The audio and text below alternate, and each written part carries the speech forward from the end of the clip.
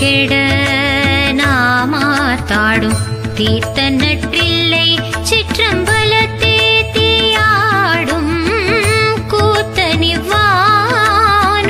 குவலயமும் எல்லோமும் காத்தும் படைத்தும் கரந்தும் விளையாடி வார்த்தையும் பேசி வளைச்சிலம்ப வார்கலைகள் ஆர்ப்பரவஞ்செய்ய அணி குழல் மேல் வண்டார்ப்ப பூத்திகளும் பொய்கை குடைந்துடையான் பொற்பாதம் ஏத்தீருஞ்சுனை நீராடேலொரெம்பாவாய்.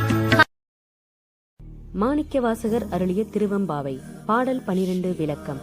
நீர், ஆகாயம், நிலம், தீ, காற்று ஆகிய ஐம்பூதங்களையும் தன்னுள் அடக்கி படைத்தல், காத்தல், அழித்தல் ஆகிய முத்தொழில்களையும் ஒரு விளையாட்டாக கொண்டுள்ள அந்த இறைவனின் திருவடிகளை பற்றி நிற்க வேண்டும் என்கிறார் மாணிக்கவாசகர்.